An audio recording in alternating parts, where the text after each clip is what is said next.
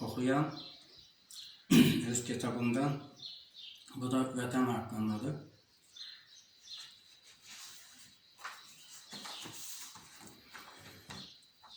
Vatan bu.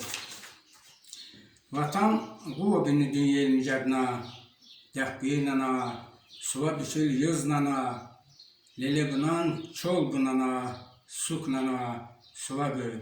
Bu bizde vatan, vatan bu. Bu hakkı ıkkikini, kikini, sana sangus, mahkam bu ıkkikini, yedlemiz, vazana har yıkı, torpauka, arabarga vatan bu. Katten kutbu alâvud arşam düşül, kabahini et üdökü yan düşül, vaş derdina tarman bulna şam düşül, dünyel deşin et alâna vatan bu. Sirsir bu civat hun kayı düştü kaşılı, nur davudun hart eteni kaşılı, ulu tahi ilgıcı deş başılı, ömür vükkez, sıva bilba vatan bu, ömür vükkez, sıva bilba vatan bu.